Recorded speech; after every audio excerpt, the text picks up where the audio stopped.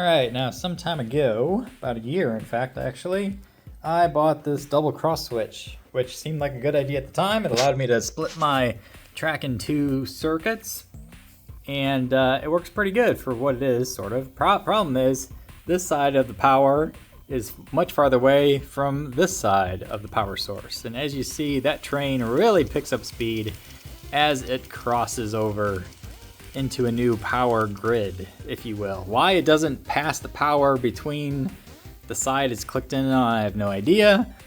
Some engines you don't even notice when it flips over, but obviously this one and some others you really notice a difference, which means that you pretty much have to run this side on its slowest side, but once it crosses over, it really picks up and goes super quick. So maybe I want to run a little slower than this. Well, I can't on this engine because of that power problem.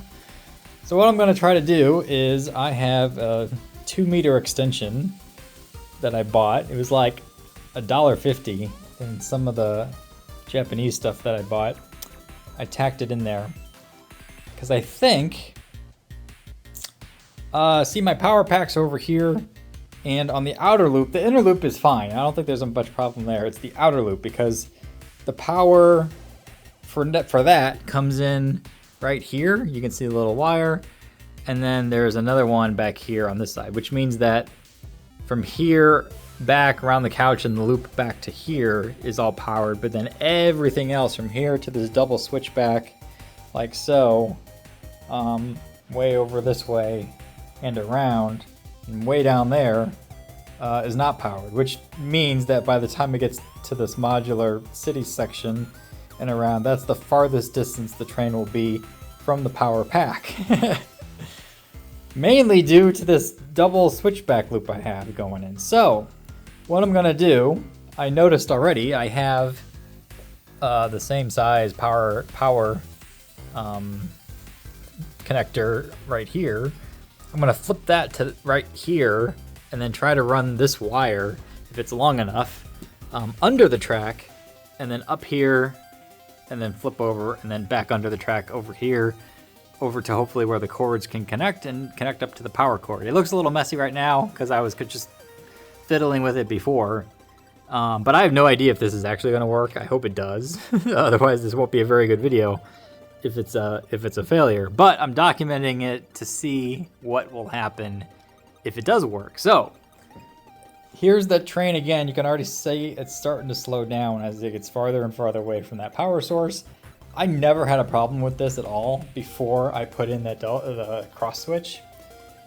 The power was good enough to share across the entire length, and it was just fine. Like, there was no degradation. I mean, you might tell a little bit if you squint on some engines, but for the most part, it didn't matter. And I got, at the time, it was about 250 feet of track. Now that I split it in two, it's even less on one loop. Probably 150, 180, somewhere in there on the outer, longer side. Because it is two distinct loops now from two distinct power sources. Again, I don't understand why this thing can't cross power. I don't know why you'd have to do that unless it's something to do with the cross, you know, crossing of the power switch to the other side. You don't want to short it out if the other side is in reversed or something, coming from a different switch.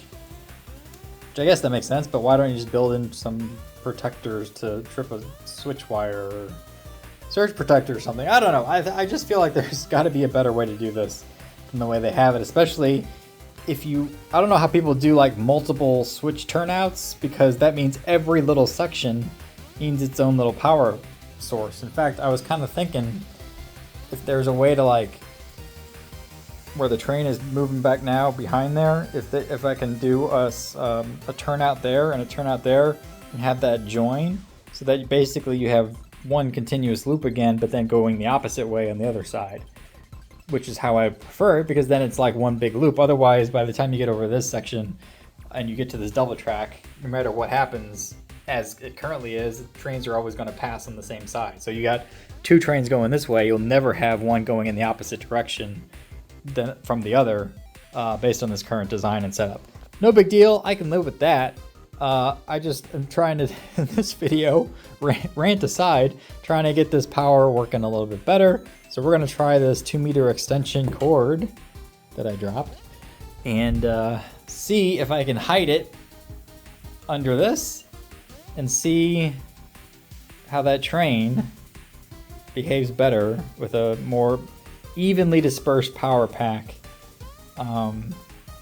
than what it currently sits. Because that will add another, that's about 10 feet to there, and then another, so 15 to 20 feet forward than where the current power pack is, and that should really help because the train starts to really slow down right about there, right where that new power pack will be, if this all works out correctly. So let me try that and give you an update after the fact. All right, well that actually worked amazingly well. You can't even tell, which was the look I was going for, where the new wire is. So yes, the rumors are true. The wire, this is the new plug right here. This is the power connector. Wire is underneath. It goes along the track underneath, comes up to this point, does a U-turn right here somewhere, and then comes back under. The only indication that that this thing exists is this connector where I sliced into the extender cord. So basically from here over was the original that's wired into this guy here. And then from here over is a 2-meter extension cord. I actually had about another foot and a half to 2 feet extra. So like I said, I didn't know if the length would be good or not. So in theory, I could probably pop this guy all the way over here if I need to. If I still think it's a little slow and can use some extra, another 2 feet or so, I could do that. Really what I should have done is started on that side and then pushed it this way as far as I needed to and figure out where it will end. But no matter, it works. And then I finally got the other cord, which was dangling down here forever since I put in that new cross switch. I had a second extension cord or a splitter into that one, put it behind there, and then now the wire goes that way up and around because there wasn't enough length before, which is the normal one cord. So we're all set. To test this, the train is about over there. So we're gonna set this dial to where exactly it was when we were looking at it before, which was somewhere in there. Now, you can already tell it's moving a little faster. The question will be, what will that cross switch experience be? But it was like a snail's pace around this corner, so I could already tell it's speeding up much faster than it was. But what is the new difference when it crosses the switch? Let's find out, because this looks like it's working pretty good already. Here it comes, and okay, almost no change. It sped up a little bit, but that is way better than it was before. So now that power is a good 15, 20 feet maybe closer. That helped tremendously with that distance. So this is looking really nice, now, especially that it's all hidden. That was one of my fears of why I didn't extend the power cords farther. It was I didn't want wires running everywhere, but hey, you can just pop it in under the track and no one will know. So yeah, this actually worked out really good. I'm happy this worked. Why I didn't do this sooner, I don't know, because I've actually had this extension cord for a few months. And it just kind of dawned on me to do this recently, really. I don't know why I didn't think of it sooner, but I wish I would have. But now we're all good, and it looks good. And you can't tell at all where that cord is. This I can tell because this side is up a little bit, but I wonder once the trains run by, a handful of times, it's probably gonna push that down, the cord into the carpet. Here's the first pass. Let's see if it does anything. See how it pushes it down? Do that a couple hundred or 1,000 times and that will be really good. So woohoo! Big check, big win today. That's for sure.